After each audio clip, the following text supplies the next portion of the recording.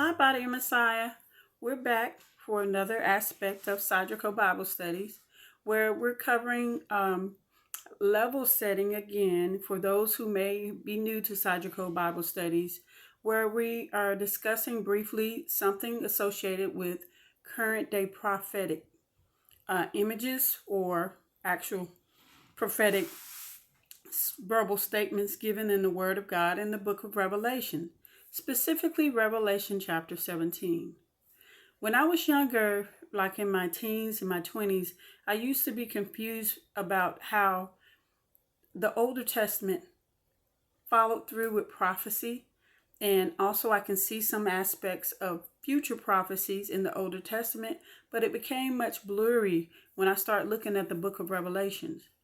And in my older years, I come to realize that specifically certain countries, such as America or United Nations or European Union or what have you, it's a narrative is pushed that does not want to look at these countries in a negative light. So, with that being said, that's why we see a lot of congregations who don't want to address or want to say, when it comes to Bible prophecies, a lot of things are symbolic. And we come to find that a lot of things are literal when it comes to the book of Revelations. So, in order to stay out of the strong, strange delusion, there are things that we can see in current day time that we're going to, it's not going to be any argument or any question about, because the Word of God is true and directly what it's saying. The prophet from the book of Revelation is depicting and seeing actual things that exist today. And so we're going to focus on Revelation 17 for this aspect, so people will be clear on how the Word of God is very clear in what the prophet sees. So we're going to start by a reading of Revelation chapter 17, verses 1 through 8. So if you can, follow along. And there came one of the seven angels which had the seven vials, and talked with me, saying unto me, Come hither, I shall shew unto thee the judgment of the great whore that sitteth upon many waters, with whom the kings of the earth have committed fornication, and the inhabitants of the earth have been made drunk with the wine of her fornication. So he carried me away in the spirit into the wilderness, and I saw a woman sit upon a scarlet-colored beast, full of names of blasphemy, having 7 heads and 10 horns. And the woman was arrayed in purple and scarlet color, and decked with gold and precious stones and pearls, having a golden cup in her hand, full of abominations and filthiness of her fornication. And upon her forehead was written Mystery, Babylon the Great, the mother of harlots and abominations of the earth. And I saw the woman drunken with the blood of the saints, and with the blood of the martyrs of Jesus. And when I saw her, I wondered with great admiration. And the angel said unto me, Wherefore didst thou marvel? I will tell thee the mystery of the woman, and of the beast that carried her, which hath 7 heads and 10 horns.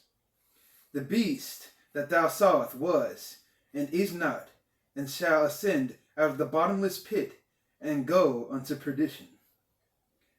And they that dwell on the earth shall wander, whose names are not written in the book of life from the foundation of the world, when they behold the beast that was, and is not, and yet is. And here is the mind which hath wisdom. The 7 heads are 7 mountains, from which the woman sitteth. Okay, Body and Messiah, in the book of Revelation 17, it's talking about the great whore and judgment that's falling on her. And this whore sits upon many waters.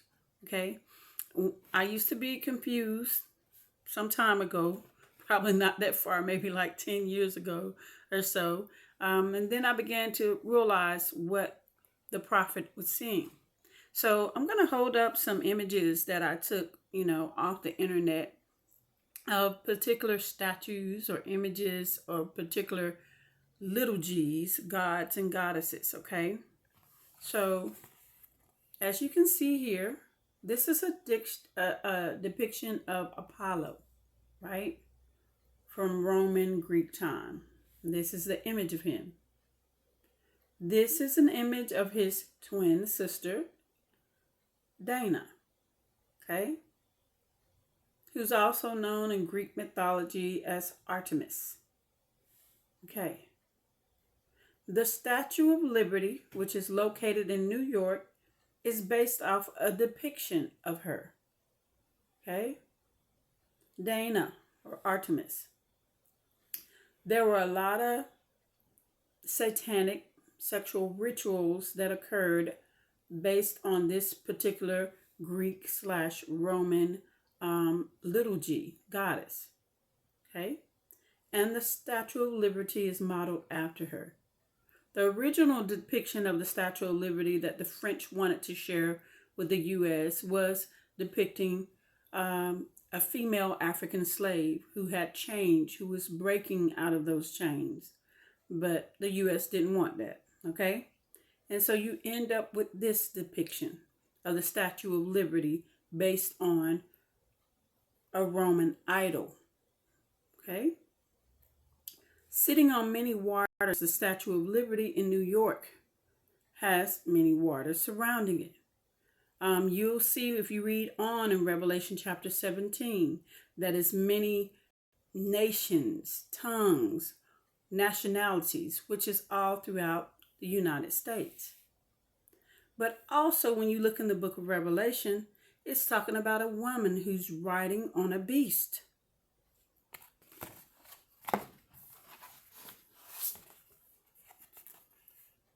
Here's a depiction of Europa riding a bull, a beast.